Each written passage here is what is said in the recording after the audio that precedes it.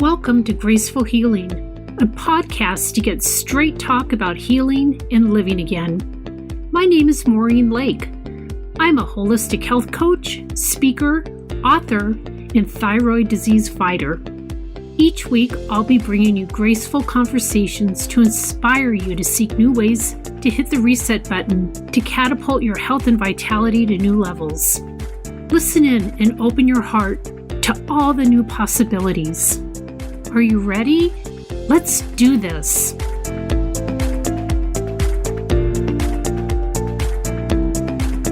It was so informative to chat with Michelle today about type 2 diabetes. Michelle shared information she just received at a conference she went to over the weekend. The information she talks about is exercise in type 2 and how you can actually reduce your diabetes just by this one attribute alone. And I talked a lot about plant-based eating and how it will drastically change the trajectory of this disease just by changing your eating habits.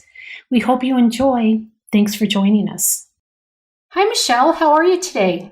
I'm doing great. How are you, Maureen? I'm good. I heard that you went to a really interesting conference over the weekend. Can you tell us about it?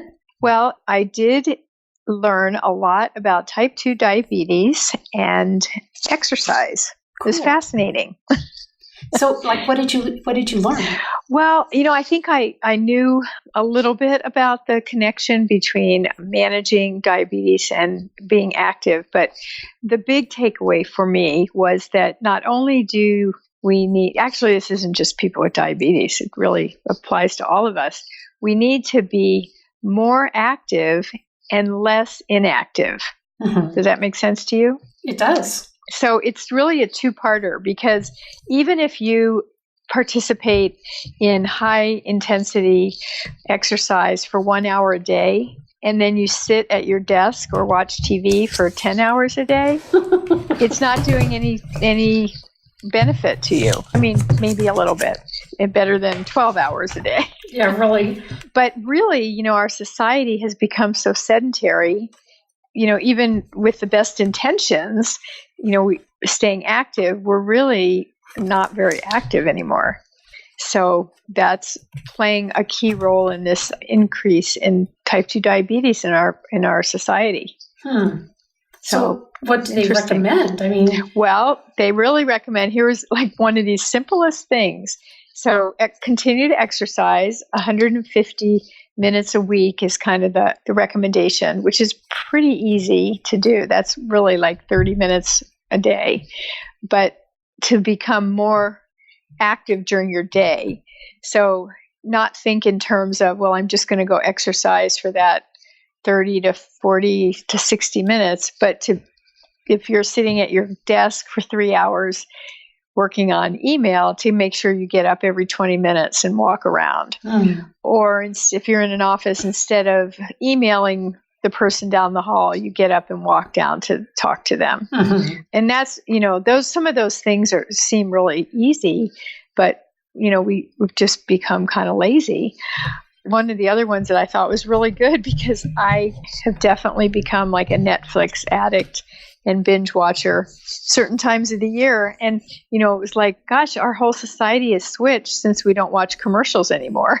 That's true. Because it used to be, when did you get up to get your, refill on your water, or go to the bathroom, or even remember the days when they didn't have clickers and you had to get up to change the channel. Get up to change the channel. Yeah. Right. So think about, when you just, over the course of a week or a month or 6 months, that lack of activity, because you can sit on your couch for hours without getting up, truly, unless you have to go to the bathroom, I guess.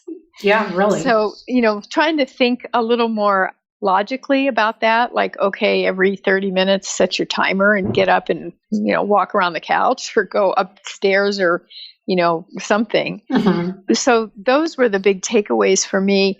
But there were some really, besides just being logical, there were some really, I thought, interesting studies that were shared about people who exercise and are on medication for diabetes really have better results from their medication than people who just take medication. Mm-hmm. And very frequently, over not very long, are able to get off medication Wow. with diet and exercise lifestyle adjustments.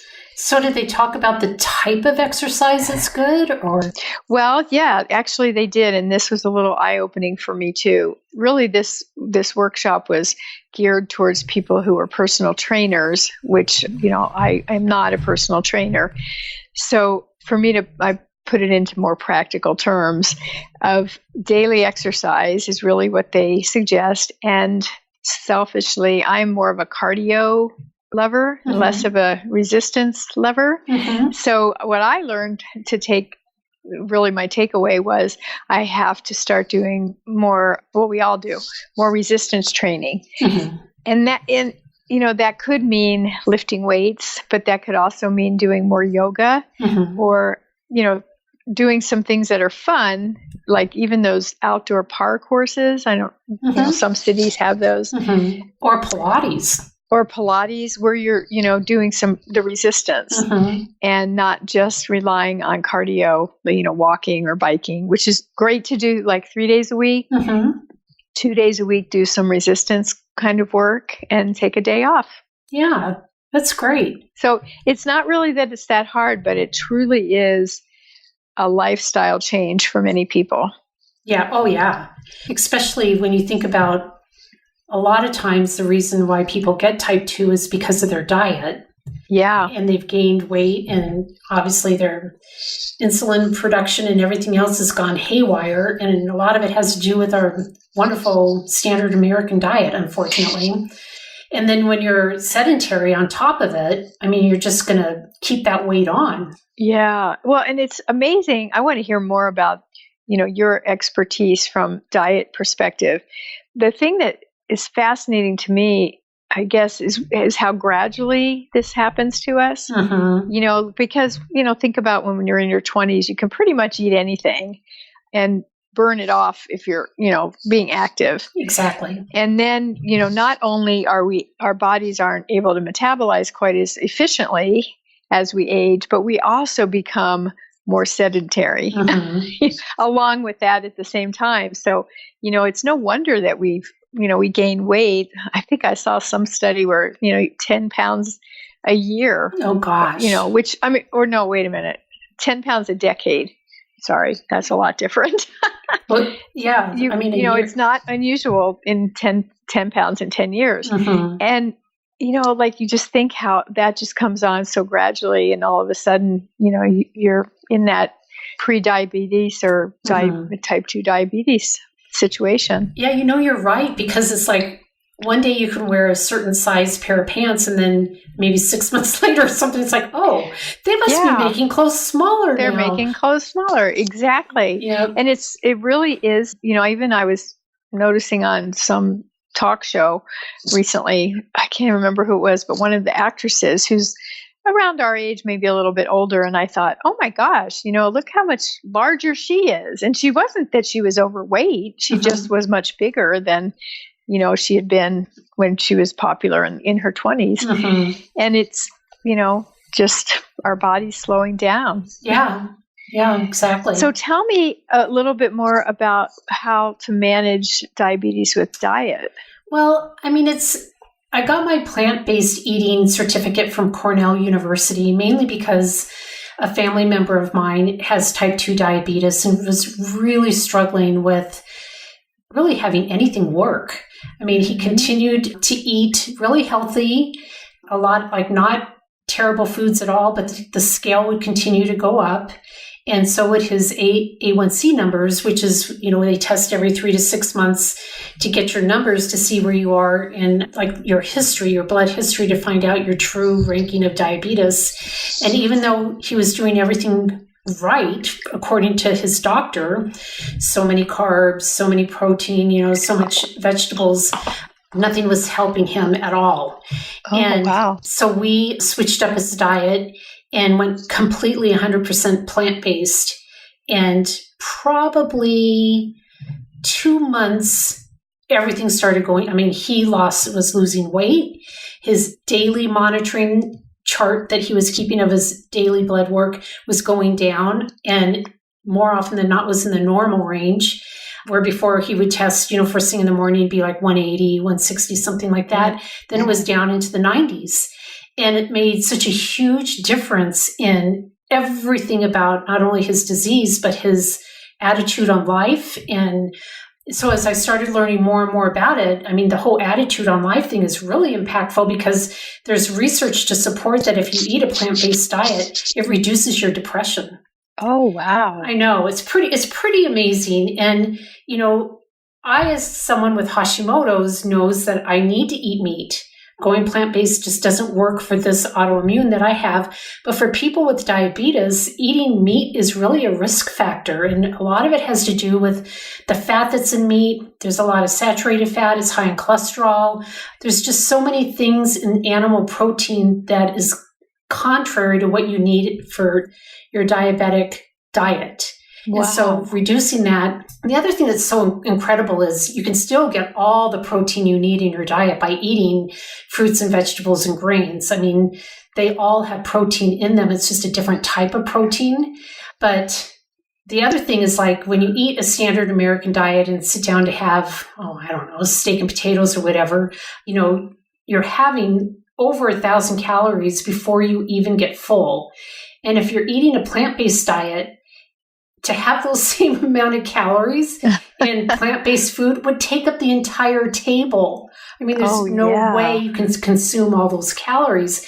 And so just by virtue of eating plant-based, perfect kind of organic type, healthy foods that come from the earth, that the way that, food was always given to us from centuries ago, you have no choice but to lose weight. I mean, it just happens if you have the right balance.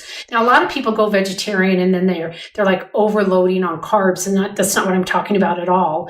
It's really your fruits and vegetables and how you eat them and the combination. And it actually, people that are vegetarian and eat correctly are protected against getting type 2 diabetes. Oh, boy. There's these protective properties in whole plant foods that actually, like the antioxidants, the fiber, all that stuff, it suppresses the estrogen-producing bacteria in our gut.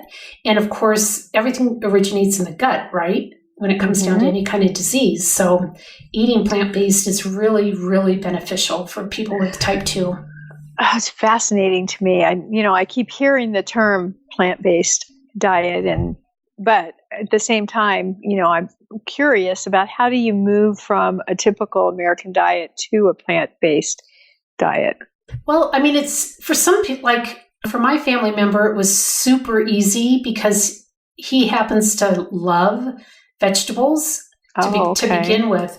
If it was me, I'm not that huge of a fan of vegetables. Out of everything in my diet, that's probably I lack the most is vegetables because I only like a few. I mean, it's kind of like really stingy person when it comes to vegetables and so it helps if you already have like an affinity towards vegetables. Then of course, fruits are delicious and you'd still have to monitor like the number of fruits that you eat a day. But I think it's can be a really easy transition, especially if you take a week or two to wean yourself off of meat. And I know a lot of people have a real kind of meat and potatoes diet, and obviously it's going to be harder for them. But the majority of us don't really eat that much meat and potatoes anymore. Yeah. We're a little bit more careful with, meat on salad, or if we do have meat, that's a smaller portion and things like that. So it's just kind of a matter of cutting back give yourself a week, and then before you know it, you're not going to miss the meat because you're substituting with other types of protein. So you're going to feel a difference in your body in the way that the energy you have and the way that it functions, the way that you sleep. I mean, just everything is going to change for you. And before you know it, you're not going to want to eat meat again because it's causing all sorts of inflammation in your body, and you just know that you're better off without it. Yeah, well, it makes perfect sense. I mean, and then when you see the scale going down, I mean, how motivating is that? That's true. And you feel better and you sleep better. Mm-hmm. So plant-based diet, does that mean like never have any seafood or dairy, or is it just occasionally? Well, it really depends on how like extreme you want to go. You can stay vegetarian and still eat your fish and even have your dairy and see a drastic change in your weight, your blood sugars, your cholesterol, all of that. But then obviously there's some people that take it a little bit more and don't want to have the dairy because maybe they realize that's inflammatory for them as well, which it is for a lot of people. So I think it's all kind of individual in what works for you. But the only way to know really is to give it a try. Give it a try. Yeah. So do you recommend for people to go sort of cold turkey or do this gradual elimination like you were mentioning? I think it really depends on your history of eating meat. Like I said, for my family member, it was a really easy transition because he loved all those foods anyways and didn't miss meat at all. I went plant-based for a while, and I think I mentioned this before. It sent me into like a downward spiral with my Hashimoto's, and when I talked to my doctor about it, it wasn't until then that I realized I actually need to have meat in my diet. So I was doing myself a disservice by doing that because it's not for everybody. Plant-based eating isn't for everybody, but it's definitely the research supports for type 2. It's hugely beneficial. Well, I just remember seeing drastic difference in Bill Clinton. When he went to a plant-based diet, it was like night and day. I know, all of a sudden you look like a skeleton after. I know. And I can remember thinking, gosh, if he can do it, anybody should be able to do it. Because he was such a, burger kind of guy. Yeah, he'd go jogging out of the White House and stop at McDonald's. Exactly. So, there's the inspiration. I know a few years ago, a popular movie or documentary was Forks Over Knives. Oh, that's wonderful. So I'd recommend myself to watch that again. It's been a while. And they have an app and they and a website, but they have probably thousands of different recipes, all plant-based. And it's just an amazing resource. It really is. In your experience, how do people who choose to do that but are either cooking for other members of their family or don't have support from their family, how do they manage that? Yeah, that makes it really tough. I know for myself, when we decided to go plant-based and it made such a huge improvement, and then I figured out that it wasn't beneficial for me at all, I would still prepare the same meal, but I would add some lean meat to my meal. And that's kind of how we got around put some chicken on top or some salmon or something. Exactly. Vegetables. Slices of beef and just whatever, and I'm a huge, huge refried bean lover. So not that you can't have that with plant-based because you can, but it is kind of high in fat and stuff. Yeah. I would just kind of substitute a lot of that for that too. But. Yeah. So that's the other thing I know. The seeds and nuts, right? That's part of that. And they're so high in calories that, I think people tend to think they're doing themselves good when really they're not if they overdo that. But I think like on a plant-based diet, you have so many more calories to play with. Oh, that's a good point. Yeah. Because, like say you're eating a vegetable bowl with whatever on top of it for lunch, you're maybe eating less than 400 calories. So if you want to have, a couple of scoops or handfuls of nuts to top it off, go for it because it's the right type of fat and it's what you need for your extra protein anyways. So, well, those are great tips. I obviously, it's not like a fad diet because there's a lot of great science behind it. And it's been around for a long time, right? Before we had meat. Exactly. Like we do now. People were living on plant-based diets. And there's so much research for like cardiovascular disease. That would be Bill Clinton's reason for going vegetarian.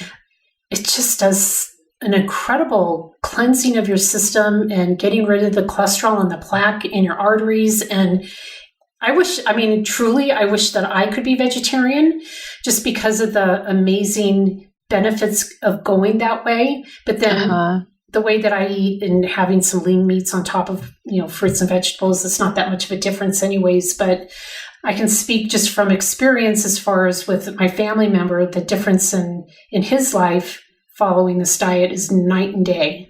Wow. Night and day. That's impressive. And like his A1C numbers are all normal now. He's still on metformin, but his medication's been reduced. And it's just a matter of time, really, before he comes off of that. So. Yeah, that's what's so incredible about, being able to not just maintain, but to actually reverse the effects of type 2 diabetes. And I think it's incredible that just diet and exercise and some lifestyle, I shouldn't say exercise and diet exclusively, but lifestyle changes truly can reverse, this pattern. It's amazing. I know. When they say food is medicine, it really is. Yeah. And the other thing that, I think I knew this, but I just had not really internalized it, is how in the last 20 years, the increase in type 2 diabetes in children is just horrifying. I know. It was rare in the 70s or even early 80s to even hear of a child with type 2 diabetes. I know. And now, it's not unusual at all. And it's just horrifying to think of what will happen to this next generation. I know. So we have to change that. One plant at a time. There you go.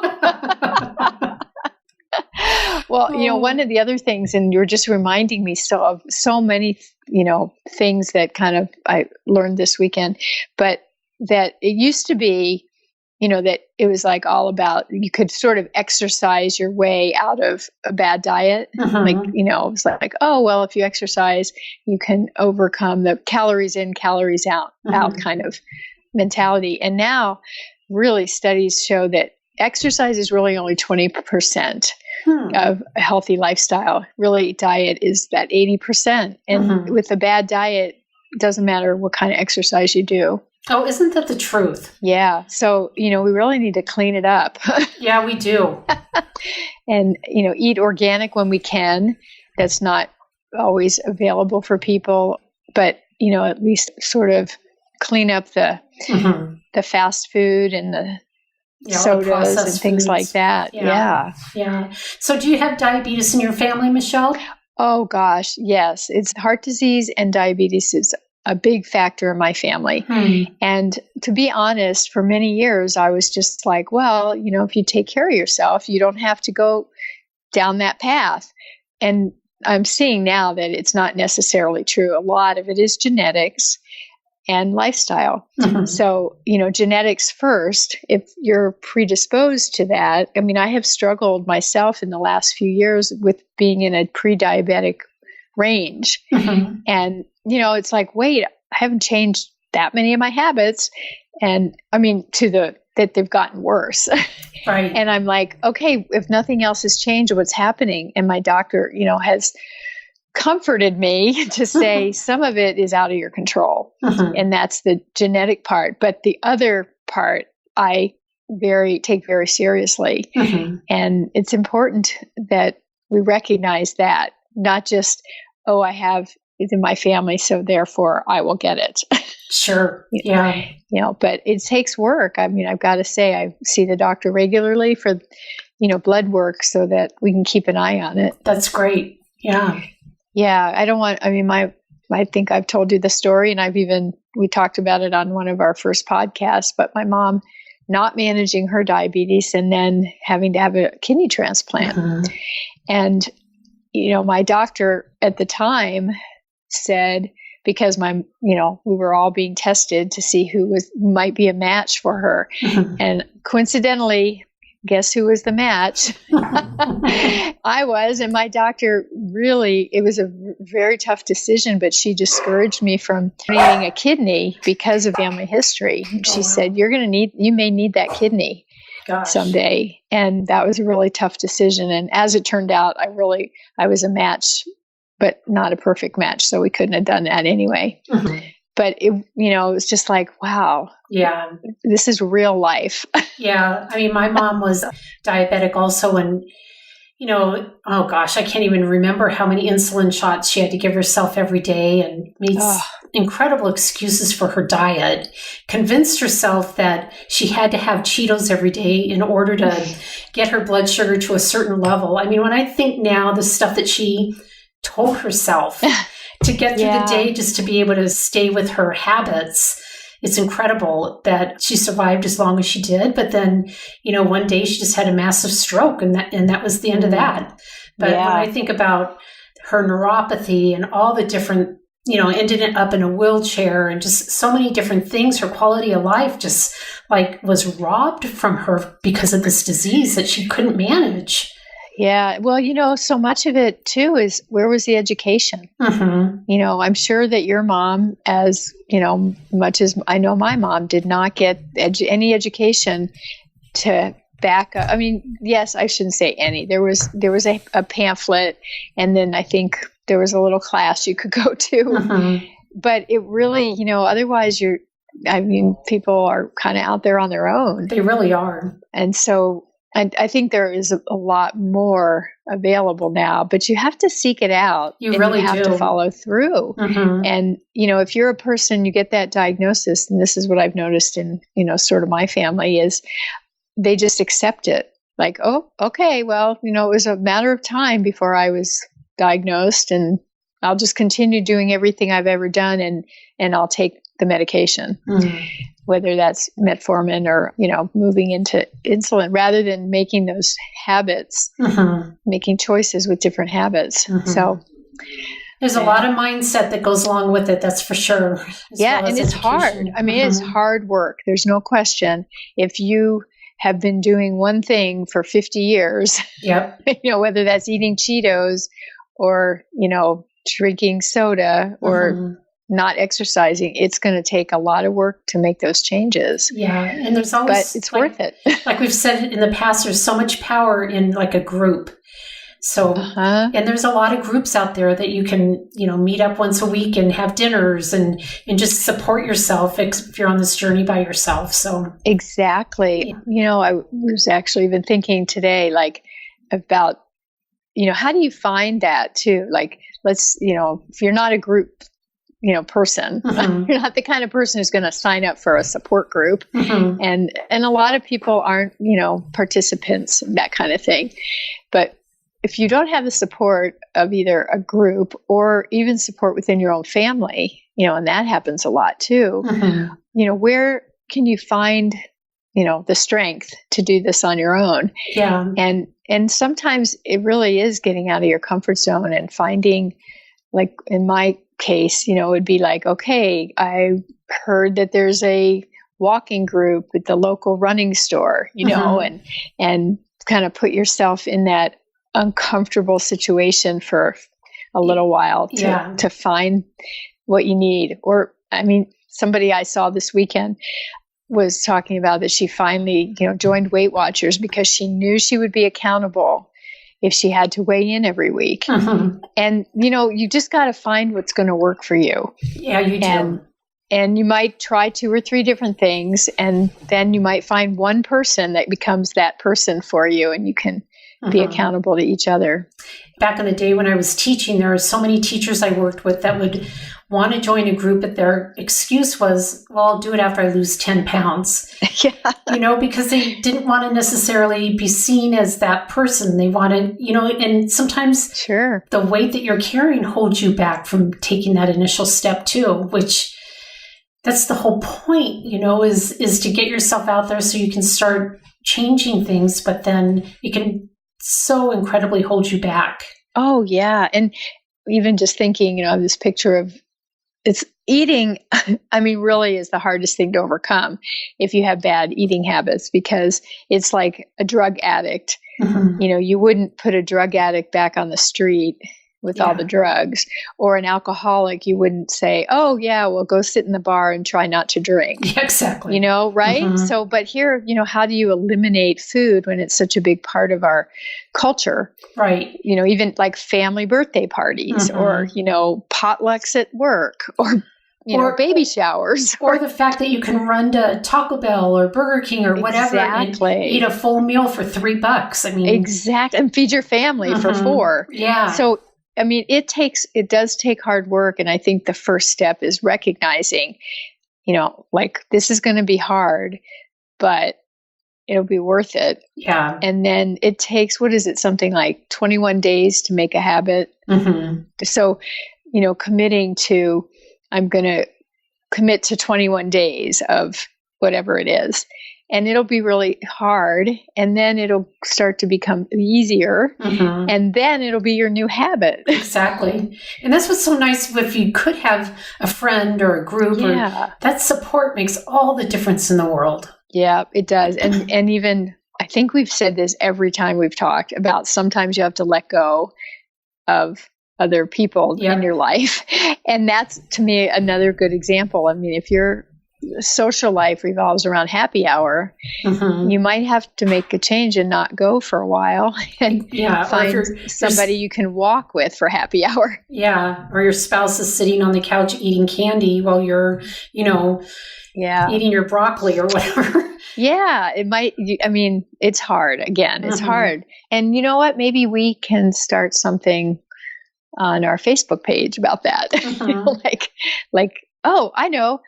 How about instead of it being our sleep challenge, we'll have some kind of new habit challenge? Yeah, I think that whatever would be really that might be. Yeah, I think that would give be that a really some good thought. idea. Exactly.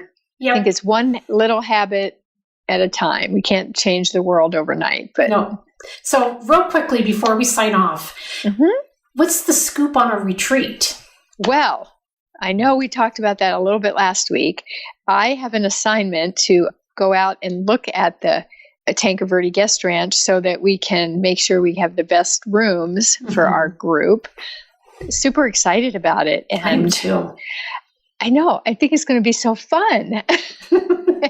And here it is in Tucson, and I'm going to feel like I'm on vacation because I've never been able to go out there and stay at this wonderful guest ranch. Well, you will be on vacation. I know. It'll be so fun. So we're still thinking, and we're booked for the end of September. Yep.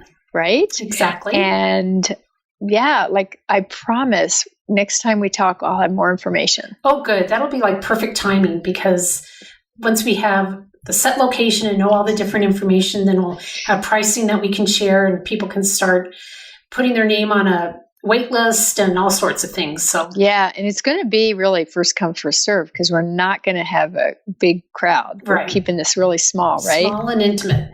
Yep, intentionally small. Yes. Because we want it to make a difference for the people who attend. Oh, absolutely.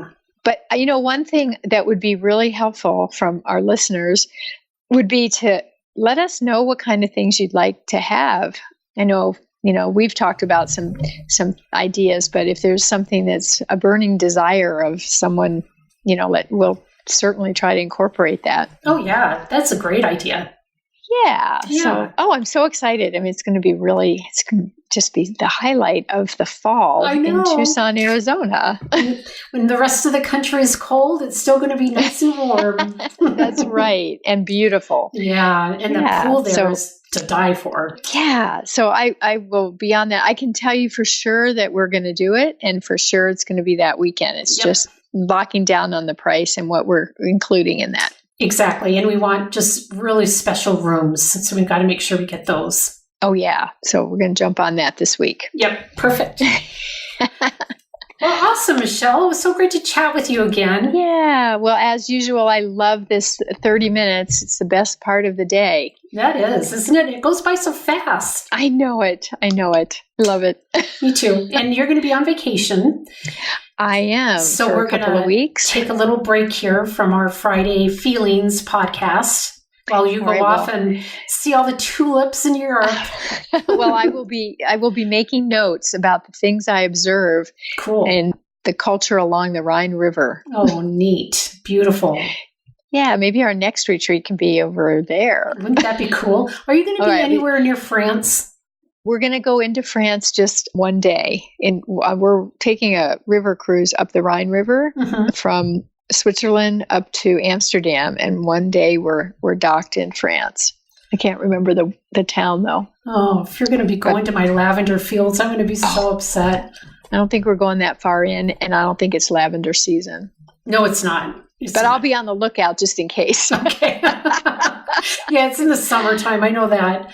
So yeah, just one more plug for Arizona. We do have lavender fields here. Ooh. I've never been there, but we do have them. Are they close to Tucson? Not so close. That's why I haven't been. But we can maybe find a place to have a retreat there too. Yeah. I have got to get to some lavender fields. Me too. It's on my to-do list. Me too. All right. Well, awesome, Michelle. Thanks for... Well, have a great rest of your week. You too. We will talk again soon. All righty. Bye. Okay. Bye-bye. Hey, thank you for joining us today. I hope you enjoyed this episode as much as I did. If you can, take a moment and give us a review. And please join the VIP room in Facebook for more discussion and insights. You can find us at Graceful Healing Podcast VIP room. See you there, and see you next time.